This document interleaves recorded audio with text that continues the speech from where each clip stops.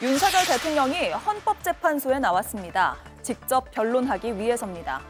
49일 만에 공식 석상에 나온 건데 양복을 입고 멀끔한 차림이었습니다. 네, 재판관을 향해서 이렇게 꾸벅 인사도 했습니다. 첫 일성은 이랬습니다. 자신은 철이 들고 난 후 지금까지 자유민주주의라는 신념 하나를 확고히 가지고 온 사람이라면서 재판관들을 향해서 잘 살펴봐달라고 부탁했습니다. 대통령 측은 야당을 탓하고 부정선거 의혹을 제기하는 등 기존의 입장을 되풀이했는데요. 몇 가지 부분에 대해선 적극적으로 반박을 했습니다. 이재명 대표와 우원식 의장 등 정치인을 체포하라고 한 적이 없고 한동훈 전 대표를 사살하라고 했다는 보도는 터무니없는 가짜뉴스라고 설명했습니다. 군대가 국회에 난입했던 CCTV를 무표정하게 지켜보고 나서도 국회 의결을 방해하려 한 게 아니라고 주장을 했습니다. 네, 윤석열 대통령이 나왔다가 지금은 서울구치소로 복귀하는 상황인 것으로 보입니다. 현장 영상이 들어오고 있는데 조금 전 헌법재판소에서 대통령이 탄 호송 차량이 나오는 바로 그 장면입니다. 앞에 경호 차량으로 보이고요. 그 뒤를 줄지어서 대통령을 수행하는 차량 그리고 대통령이 탄 차량들로 구성이 되어 있습니다. 1시간 43분 만에 끝이 났고 그 뒤에 바로 이 차량에 타고 있는 것으로 추정이 됩니다. 그 뒤에 지금 서울구치소로 이동하고 있는 상황이어서요. 잠시 뒤면 서울구치소에 도착할 것으로 보입니다. 1차, 2차는 나오지 않았고 1차는 굉장히 짧게 끝났죠. 2차도 그리 오래 걸리지 않았는데 3차 변론도 긴 시간 다 들어준 것은 아닌 것으로 보입니다. 1시간 43분 만에 변론이 끝이 났습니다. 3차 기일에 왜 나왔을까가 참으로 궁금한데 일단 김유정 위원의 분석부터 들어볼까요? 우선은 대국민 사과는 여전히 없었어요. 예. 반성도 없었고 그리고 아까 앵커 말씀하신 대로 거짓말만 지금 늘어났습니다. 우리가 수많은 진실과 증언을 이미 그 구속된 사람들을 통해서 확보가 되었는데도 불구하고 이제는 그냥 나부터 살고 보자인지 모르겠습니다만은 거짓말만 늘어났죠. 이거는 명백히 재판 방해 행위라고 보여지고요. 또 하나는 공수처의 수사 또 나아가서는 앞으로 이제 검찰 수사는 회피하면서 본인이 헌재에 나와서 계속 본인 할 얘기만 떠들어대면서 대국민 여론전을 계속하겠다라는 심산으로밖에 보이지 않습니다. 예. 그런데 오늘처럼 하는 것이 과연 본인에게 실제로 유리할지는 잘 모르겠어요.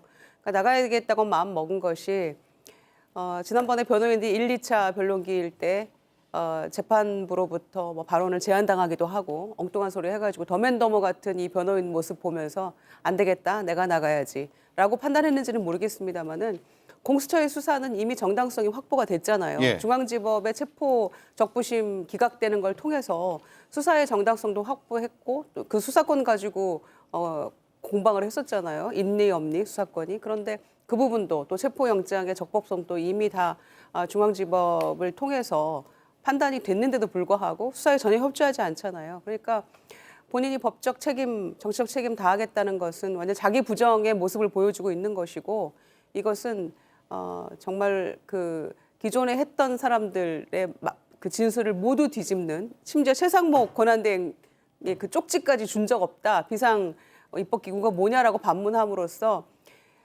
거의 모든 사람과 지금 그 반대되는 진술을 통해서 이제 싸우게 생겼어요. 예. 진실 공방으로 들어가야 되는 그런 상황이라서 앞으로 도대체 어떻게 하려고 오늘 같은 이야기를 했을까 저는 궁금합니다. 예.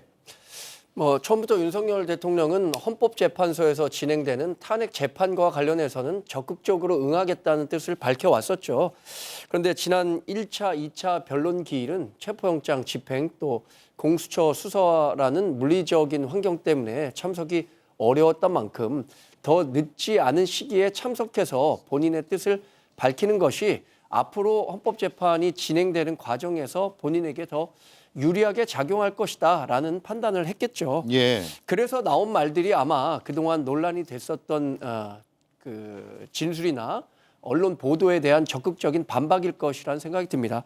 첫 번째, 국회의원들을 끌어내라고 지시한 적이 없다. 라고 한 것은 이미 기정 언론에서 보도가 되면서 사실로 인식되고 있는데 본인은 그렇게 지시한 적이 없다라는 뜻을 명확하게 밝히면서 재판 과정에서 어떤 게 실체적 진실인지를 검증받아 보겠다는 이야기인 것 같고요. 그리고 비상 입법기구의 설치와 관련한 이야기도 지금 김용현 전 국방부 장관도 관련한 문건은 자신이 작성했다라고 이야기를 하고 있기 때문에 네. 윤석열 대통령이 본인이 직접 작성하지 않았다는 점을 헌법재판소에 이렇게 설명함으로써 앞으로 있을 재판 과정에서 본인에게 유리한 국면을 연출하기 아니었나 이렇게 생각해보고 마지막으로는 그동안 어떤 본인을 지지했던 국민들이 계시잖아요. 그분들에게도 뭐 오랜 기간 등장한 적이 없으니까 본인의 모습을 건재함을 보여주는 것도 목적이지 않았을까라는 생각을 해봅니다. 예, 여러 목적이 담겨 있다라는 말씀이네요. 윤석열 대통령 누구보다 재판부의 뭐 성향이랄까, 재판부가 어떻게 재판을 진행을 하고 그 안에서 어떤 발언을 할 때 재판부가 어떤 판단을 할지를 잘하는 법조인 출신인데 오늘 이런 얘기를 했거든요. 재판관님들 업무가 과중한데 제 탄핵 사건으로 고생하셔서 송구한 마음이다 라고 자세를 좀 낮추는 모습을 보였고요. 저는 자유민주주의 신념 하나로 살아온 사람이다. 헌재가 헌법 수호를 위해 존재하는 기관이니까 잘 살펴봐 주길 바란다 라는 입장도 밝혔습니다. 자, 두 법조인은 저런 대통령의 발언 어떤 목적, 어떤 취지가 있다고 보세요? 좀 국민이 만들어진 국회 지형이 마음에 들지 않는다고 해서 병력을 동원해서 국회를 제압하려고 한 사람입니다. 그런 사람이 자유민주주의 신념을 가진 사람이라고 이야기할 수 있을까요? 거꾸로 그런 사람은 이제 자유주의의 적이라고 할 수 있죠. 그럼에도 불구하고 윤석열 씨가 헌법재판소에 나가서 자신을 자유민주주의 신념을 가진 사람이라고 표현한 이유는 두 가지 가능성이 있을 것 같습니다. 하나는 이제 대통령직 파면이라는 결과를 피하기 위해서 일단은 부인하고 보자는 그런 거짓말을 현실을 회피하고 싶은 데서 기인하는 어떤 거짓말일 가능성이 있고요. 윤석열 씨가 거짓말을 밥 먹듯이 한다는 거는 이미 충분히 뭐 여러 가지 수십 가지의 사례를 통해서 검증이 된 거니까 이런 가능성도 배제할 수 없고 두 번째는 진짜로 그 본인을 자유민주주의의 신념을 내재화한 사람이라고 믿고 있을 가능성도 있을 것 같습니다. 이것이 아마 이제 극우 보수 유튜버들이 어떤 현실 인식 능력과 궤를 같이 하는 것인데요. 이런 사람들의 경우에는 제가 이제 좀 정신이 그런 온전치 못한 사람들에 대한 형사 재판을 해본 경험이 있는데 이런 사람들은 자기 신념이 있기 때문에 말을 많이 하고 싶어 합니다. 그런데 그 많은 말을 하는 과정에서 자신의 범행을 오히려 더 강화시켜주는 발언들을 해오는 경우가 거의 대부분이었는데 예. 이번 헌법재판도 그런 형국이 아닌가라는 생각이 듭니다. 예.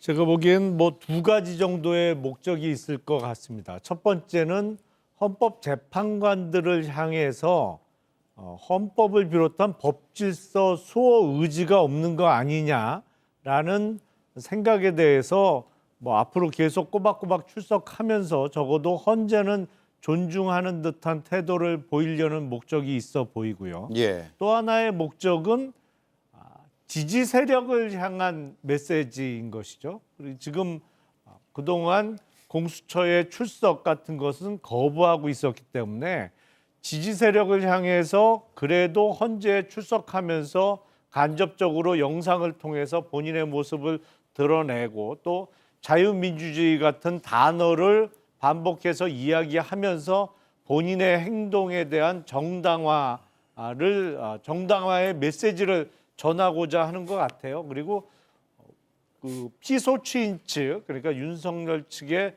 변호인들이 대략 30여 명의 증인을 신청했다고 알려져 있는데 뭐 그중에 얼마나 증인으로 채택될지는 모르겠습니다만 상당수는 아마 채택이 안 될 겁니다. 예. 근데 지금은 저렇게 헌재 재판관들에 대해서는 깍듯하게 예의를 차리는 듯한 모습을 보이고 있습니다만 나중에 최종적으로 결정이 났을 때는 본인들이 신청한 증인 대부분 채택도 안 해줬다. 뭐 이런저런 그 헌재 결정에 불복할 이유를 지금 축적하는 과정 중에 하나가 아닌가라는 예. 생각이 듭니다. 예.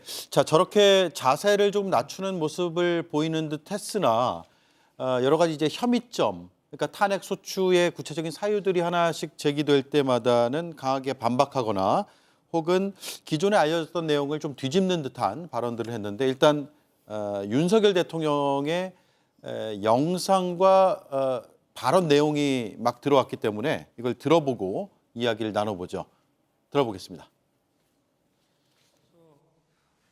보여준 그 영상에 대해서 제가 그냥 짧게 한 말씀만 이해를 돕는 차원에서 잘 봤습니다. 그런데 아까 그 군인들이 그 본청사에 진입을 했는데 저 직원들이 좀 저항을 하니까 스스로 이렇게 나오지 않습니까? 얼마든지 더 들어갈 수 있는데도 저게 이 점을 좀 국회의 의결을 방해했다는 얘기를 자꾸 그 소추인 측에서 또 지금 민주당에서 하고 있는데 저는 그런 말씀을 하나 드리고 싶습니다.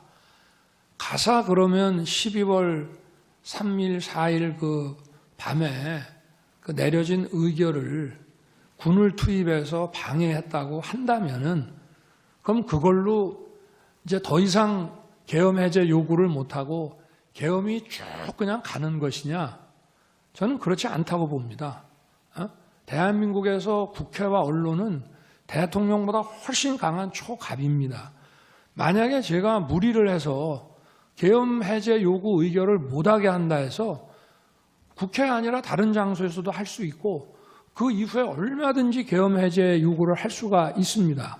그러고 그거를 만약에 막았다고 한다면 그거는 정말 뒷감당을 할 수 없는 일이라고 저는 생각합니다. 그래서 뭐 계엄 해제 요구를 막았다, 뭐 여러 가지 이런 증언들을 막 이렇게 모아가지고 그렇게 얘기를 하시는데 계엄 해제 요구 결의가 사실은 저도 그 방송을 보고 있었습니다만은 의원들 사이에서도 국회의장과의 관계에서 아니 빨리 합시다. 그리고 또 우원식 의장은 아니 그래도 절차는 밟아야 되는 거 아닙니까?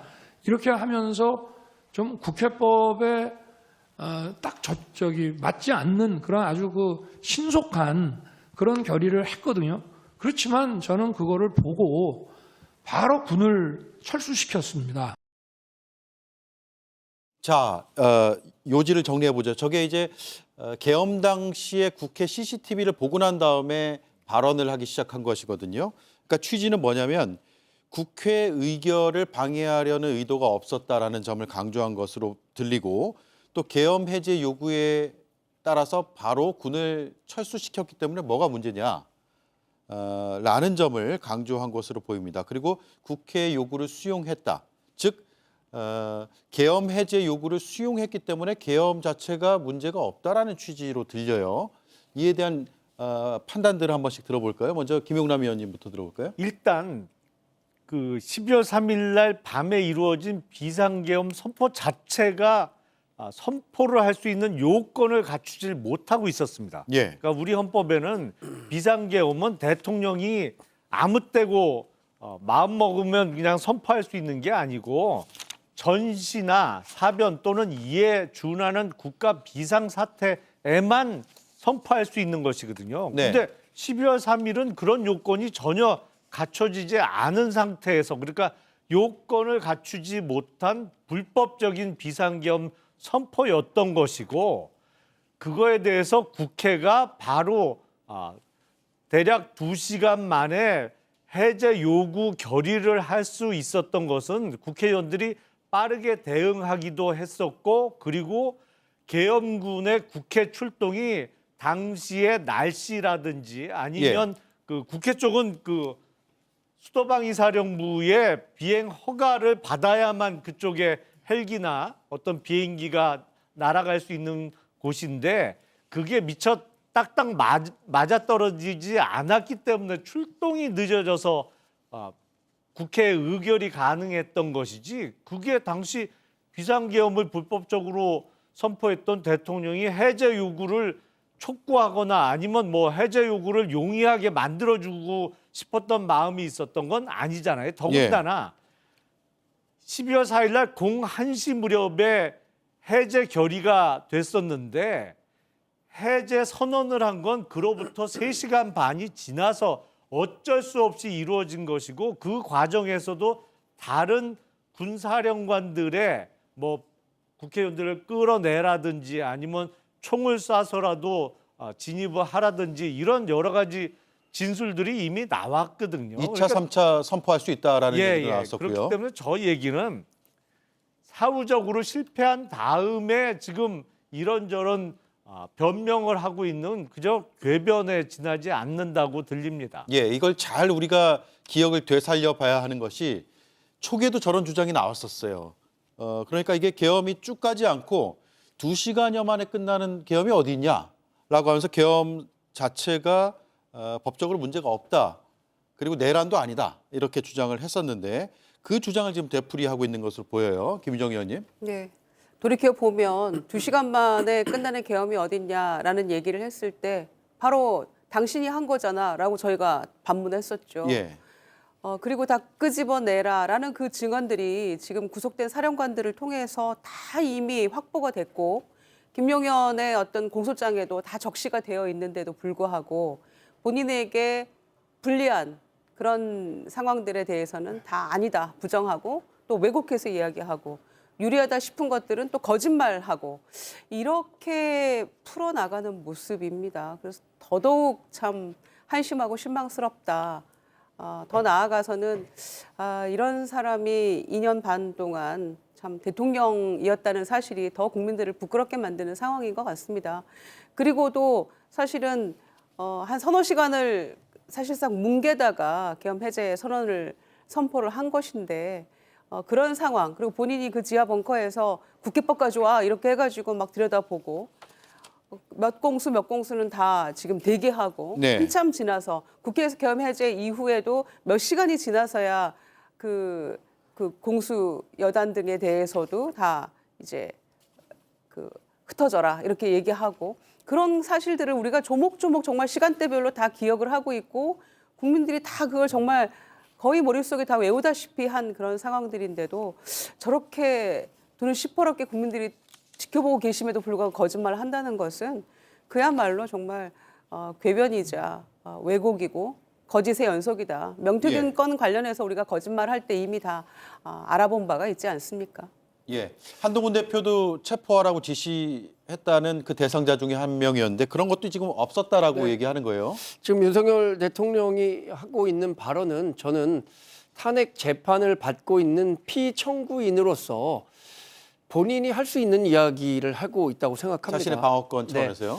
계엄과 관련해서 이렇게 본인이 직접 참석하기 전에 변호인단 보도자료를 낸 거를 유심히 봤는데 첫 번째가 탄핵 소추권 남발로 인한 국정마비, 두 번째가 무분별한 예산 삭감으로 인한 국정마비, 뭐 그 외에 뭐 선거 관리 부실 이런 종합적인 내용들을 얘기했는데 이 계엄 발동과 관련한 부분은 저는 윤석열 대통령 측에서는 이게 대통령의 권한 내에서 행사된 일종의 합법적인 테두리 내에서 이루어졌다라고 다툴만 하다고 생각합니다. 그러나 그것이 내용과 절차로 들어갔을 때는 헌법재판소의 재판관분들을 어떻게 설득시킬 수 있는가 이것은 또 별개의 문제라고 생각이 들거든요.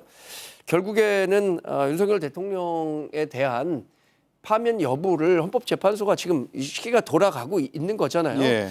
재판이 진행돼서 윤석열 대통령에 대한 이 비상계엄 선포에 대한 최종 판단이 가능할 것이라고 생각합니다. 지금 제가 예단해서 윤석열 대통령이 뭐 이랬기 때문에 탄핵이 돼야 된다. 예. 아니면 뭐 이것이 인용이 안 될 것이다라고 말씀드리기는 어려울 것 같습니다. 예, 김영현 의원님. 네. 재판부 입장에서 어때요? 이게 검찰 공소장이라든가 수사 기록으로도 나타나는 것들이 있고 그동안에 우리가 눈으로 봤던 것도 있고 실제로 들었던 것도 있고 그런데 이런 것과 배치되는 주장이어서 거짓말 가능성이 꽤 있다라고 한다면 예, 예. 윤석열 대통령 입장에서는 굉장히 본인 스스로에게 오히려 불리한 상황을 스스로가 자초한다고 볼 수 있는 거 아니에요? 그렇죠. 그러니까는 헌법 이제 탄핵을 결정함에 있어서는 이제 그 행위 자체가 중대한 헌법 위반이냐라는 것을 제일 우선적으로 보겠습니다만은 두 번째로 보는 것이 동일한 행위를 반복할 가능성이 있느냐 예. 이거든요. 그런데 지금 온 국민이 목도한 것들을 다 정말 거꾸로 해서 이야기를 하거든요. 금방 김용남 의원이 말씀했듯이 본인이 국회를 제압하려는 계획을 실행에 옮겼다가 그것이 실패한 것을 둔갑을 시켜서 마치 나는 이것을 국회를 제압할 것만 주려고 했고 제압할 계획은 없었다라고 이제 둔갑시키면서 거짓말을 하고 있습니다. 그런 걸 보면은 만일에 이 탄핵 파면을 안 한다면은 예. 다시 대통령으로 복귀해가지고 똑같은 행위를 다시 할 가능성이 충분히 있는 것이거든요. 그런 면에 있어서 이제 굉장히 불리한 이야기일 것 같고요. 그 헌법재판이라는 것은 기본적으로 그 헌법 위반인지 여부를 가리는 거고 형사재판에 있어서는 형사재판은 이제 내란죄를 가리는 데 있어서 이제 그 국헌 문란의 목적으로 폭동을 일으키게 한 개개의 행위가 어떠한 것이냐를 심리하는 것입니다. 예. 그래서 그렇기 때문에 헌법재판에서는 그런 형사재판처럼 이렇게 세세한 사실관계를 굳이 가릴 필요가 없고 가르칠 필요가 없습니다. 그래서 크게 그 계엄이 그 실체적 요건과 절차적 요건을 갖추었는지 또 일테면 포고령의 내용이 헌법에 위반되는지 여부 뭐 예. 이런 정도만을 가리는 것인데 그렇군요. 그럼에도 불구하고 이런 사소한 사실관계조차 부인을 하고 나서는 거는 좀 상사된 도리는 아닌가 싶습니다. 아닌 예. 것 같습니다. 예를 들면 정상적인 상사의 도리라면 잘한 일은 부하에게 돌리고 못한 일은 자신에게 돌리는 것인데 지금 거꾸로 하고 있거든요. 좀 너무 좀 비루하고 졸렬한 모습으로 보입니다. 예, 대통령의 발언이 또 추가로 들어오면 저희가 바로 방송으로 전해드리도록 하죠. 이게 저희가 실시간으로 영상을 다 언론사가 받지를 못하고요. 끝나고 나서 헌재에서 제공하는 그 영상을 토대로 해서 지금 하나씩 보여드리고 있는 상황입니다. 일단 헌법재판소 앞에 장면들을 조금 준비했는데 볼까요? 윤석열 대통령의 지지자들이 헌재 앞에 많이 모였었거든요. 그래서 헌재 앞에 긴장감이 상당히 감돌았고 경찰은 4,000명 가량이 배치가 됐고 차벽으로 저지선을 만들기도 했습니다. 헌법재판소 앞이 사실 상당히 붐빌 거라고 생각은 했지만 지난 주말을 거치면서 서부지법에서 벌어진 그 폭동 사태로 인해서 더 긴장감이 상당히 높았고 몇몇 이번에도 충돌이 벌어졌습니다. 그중에서 경찰을 폭행한 혐의로 대통령을 지지하는 한 여성이 현행범으로 체포되기도 했습니다. 집회가 계속 거칠어지는 양상인 것 같아요. 굉장히 걱정스러운 대목입니다. 지금 공권력에 대한 침해가 있어서는 절대 안 되는 일인데 지난번에 구속영장이 발부된 이후에도 서울 서부지법에서 큰 폭동이 있었고 예. 그것이 정말 우리 사회에 큰 충격을 줬잖아요. 우리 사회가 그동안 정말 70년 넘게 그 국권이 만들어왔던 법치주의의 근간을 예. 그중에 법원을 습격하는 일이 벌어지면서 우리 사회에 정말 큰 충격을 줬는데 이런 식으로 본인의 의사를 저렇게 나가서 자유롭게 표출하는 것은 너무나 당연한 일이죠. 그러나 그 과정에서 공권력을 침해하는 일이 있어서는 절대 안 되겠고 지난번 서울지법 폭동 과정에서 경찰이 무려 7명이나 중상을 입었고 35명이 경상을 입어서 상당히 우리 사회에 충격을 줬었는데 이런 일이 있어서는 절대 안 된다고 생각합니다. 예. 우리 정당에서도 계속해서 말씀드리는 것은 본인의 의견을 표출하되 합법적인 테두리 내에서 해주실 것을 계속해서 말씀드리고 있으니까 꼭 좀 유념하시고 이게 또 법적 처벌 대상이 될 수 있다는 점에서 개인이 스스로 삼가야 하는 일이라고 생각합니다. 예. 자, 탄핵 심판 변론기일 일정 정리한 달력을 저희가 한번 준비했는데 한번 보시죠. 변론기일은 일단 현재까지는 2월 13일까지로 잡혀 있습니다. 오른쪽이 2월 달력이고요. 왼쪽이 1월. 오늘도 지금 직접 출석한 3차 기일이 표시가 되어 있는데 하나, 둘, 셋, 넷, 5번이 일단 남았습니다. 대통령은 다 나오겠다고 했고 그리고 대통령 측에서 증인으로 신청을 했는데 신청된 증인 면면을 보면 여러 해석들이 가능해요. 투표관리관, 선관이겠죠. 투표사무원, 역시나 부정선거 의혹과 관련된 인물들일 것이고 한덕수 총리, 최상목 지금 권한대행, 조태용, 최재해, 이상민 다 국무위원입니다. 이진숙 방통위원장 지금 권한 정지된 등 24명 이상이라고 하는데 김용남 의원님. 네. 저 면면을 보면 어떤 쪽의 변론을 내가 하겠다라는 목적으로 보이세요? 일단은 그 성명도 특정되지 않은 채 투표관리관 또 투표사무원을 증인으로 신청한 거로 봐서는 기존의 이른바 부정선거와 관련한 주장을 거듭하기 위해서 증인 신청한 거로 보여요. 근데 저렇게 누군지도 특정 안 하고 그냥 투표관리관, 투표사무원, 저게 어느 선거의 투표사무원인지 어느 지역의 사람인지도 특정이 안 돼 있거든요. 그래서 저게 증인 채택이 될지는 대단히 의문스럽고 지금 그 실명이 드러난 증인 신청인도 의문스러운 사람이 많습니다. 예를 들어서 이진숙 그 방통위원장 같은 경우에 비상계엄 선포 당시에 직무 정지 상태였고 비상계엄과 관련해서 무슨 연관성이 있는지 잘 모르겠거든요. 예. 그리고 방송사나 언론사에 대한 문제 제기를 위해서 부르자고 했을 수도 있겠네요.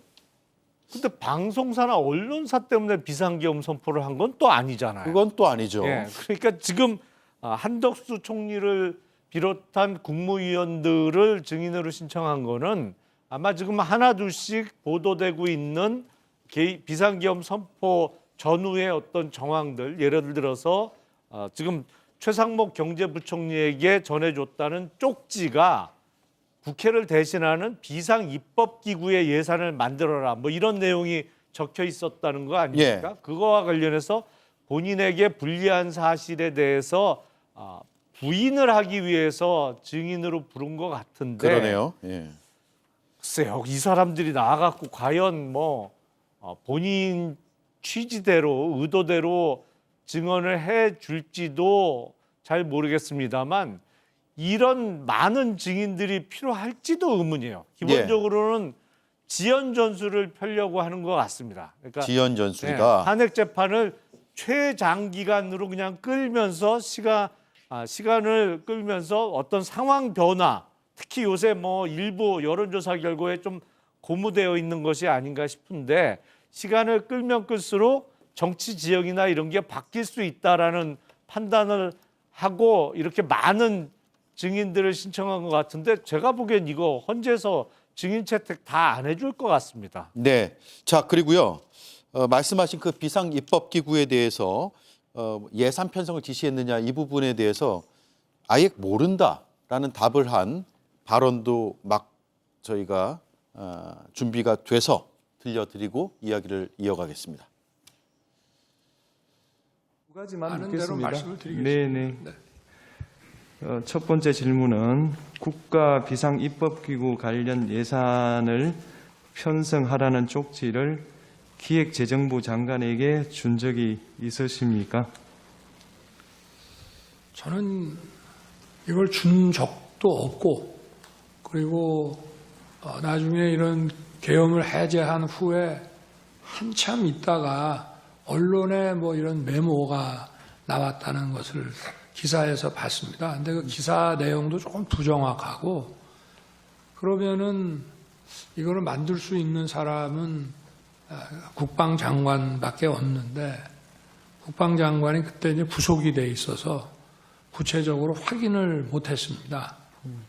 그런데 그 내용을 보면 좀 그 내용 자체가 좀 서로 좀 모순되는 것 같기도 하고, 그런데 하여튼 뭐 그 부분에 대해서는 그렇습니다. 뭐 자세하게 또 물어보시면은 제가 아는 대로 답변을 드리겠습니다. 네, 제가 정리를 한번 하고 질문을 드릴게요. 비상계엄 사태 당시에 국무회의에 최상목 당시 이제 경제부총리 겸 기획재정부 장관이 소집이 되죠. 윤석열 대통령으로부터 쪽지를 받았다라고 국회에서 진술을 했습니다. 이 쪽지에는 비상입법기구가 쓰여 있었다라는 건데 이에 대해서 윤석열 대통령은 조금 전 들으셨듯이 난 모른다. 기사에서 봤다. 근데 그걸 작성할 만한 사람은 국방장관밖에 없다라고 하면서 김용현 전 장관이 작성한 것으로 돌리는 듯한 그런 취지의 변론을 스스로 했습니다. 김희정 의원님. 지금 보니까요, 이 헌재 탄핵 심판 전략이 바보 전략인 것 같아요. 저런 식으로 아무것도 모른다, 내가 안 했다라고 주장하면서 나중에 심신미약을 주장하는 거 아닌가 그런 생각까지 드는데요. 예. 김용현이 썼는지 내가 썼는지 가물가물하다 막 이런 얘기 했잖아요. 그런데 김용현 그 전 장관 측에서는 본인이 써서 하루 있다가 본인이 써서 뭐 대통령이 일단 다 스크린했다는 거 아닙니까? 네. 그런데 검찰의 그 김용현 공소장을 보면 일단 세 가지가 적시돼 있어요. 이 비상입법기구 관련해서 예비비를 일단 충분히 확보해라. 그다음에 국회 관련 예산 완전히 자금은 완전 차단해라. 그리고 비상입법기구 관련 예산 확보해라. 예. 이렇게 공소장에 적혀 있고 최상목 대행도 쪽지를 받았다고 얘기를 하고 언론에 그 쪽지도 공개가 된 바가 있는데 그럼 받은 사람은 있는데 준 사람이 없다는 이야기인지 정말 말이 안 되는 이야기를 이런 거짓말을 이렇게 버젓이 할 수가 있습니까? 예. 정말 말이 안 되는 것 같고요. 그렇기 때문에 정말 바보 전략이고 이런 가증스러운 어떤 진술을 통해서 나는 정말 죄가 없다라는 메시지를 강성 지지층에 계속해서 전달하려는 그런 꼼수가 아닌가 싶은데요.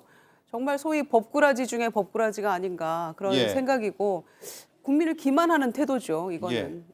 김용현 전 장관이 구속된 상태여서 정확히 확인이 어렵다는 취지로도 답을 했는데 김용현 전 장관은 모레 헌재에 출석을 할 예정입니다. 그래서 대통령과 만나게 될지 아니면 분리해서 변론을 하게 될지는 재판부가 결정을 하게 되고요. 자, 김용현 의원님. 그런데 지금 엇갈리는 진술 혹은 얘기가 좀 달라 보이는 부분이 또 하나가 있어요. 바로 포고령 1호인데 오늘도 이게 쟁점이 됐습니다. 작성 주체가 누구냐라는 것에서 대통령과 김용현 전 장관 쪽의 진술이 정반대입니다. 대통령은 김용현 장관이 예전에 포고령 예문을 베껴왔다. 군사정권 시절의 예문을 그대로 베껴온 것일 뿐이다. 초안을 그렇게 작성을 한 것이다. 반면에 김용현 전 장관은 윤 대통령이 법전을 확인했다. 관련해서 그리고 검토를 다 했다라는 취지로 답을 하고 있어서 이 부분도 서로 떠넘기는 거 아니냐라는 것이고 결국 헌재 재판정에서 결론이 날 것 같아요. 예, 헌재에서는 이 비상계엄의 절차적 요건, 실체적 요건을 가리는 것도 굉장히 중요한 쟁점인데 그 다음으로 중요한 쟁점이 하나가 포고령 중에 국회의 활동을 금지하는 내용이 제일 앞에 나와 있는 거죠. 예. 첫 번째 나오는 그것의 위헌성인데 비상계엄으로는 국회의 입법 기능을 절대 제한할 수가 없습니다. 그렇기 때문에 그 내용 자체가 들어있는 것만으로 위헌적인 행위이고요. 헌법재판에서는 사실 이 포고령을 누가 만들었는지는 그렇게 중요하지 않습니다. 누가 만들었는지는 어디서 중요하냐면 이제 형사재판에 내란죄 처벌을 받을 때 정상사유로서 직접 만든 사람은 중하게 처벌을 받을 것이고 예. 그냥 시키는 대로 한 사람은 약간 좀 경한 정상이 될 것이고 이제 그런 것일 것이거든요. 그렇기 때문에 아마 그 김용현 전 국방장관의 경우에는 제 추측컨대 내일 모레 그 헌법재판소에서 증언을 할 때에는 아마도 윤석열 씨가 말한 것에 부합하게 진술을 할 가능성이 크고요. 예. 그것이 시간이 지나서 자신의 형사 재판에서는 다시 진술을 번복해서 있는 그대로 이야기할 가능성이 커 보입니다. 그렇군요. 알겠습니다. 자, 헌법재판소의 오늘 3차 변론 기일 소식은 여기까지 정리를 하고요.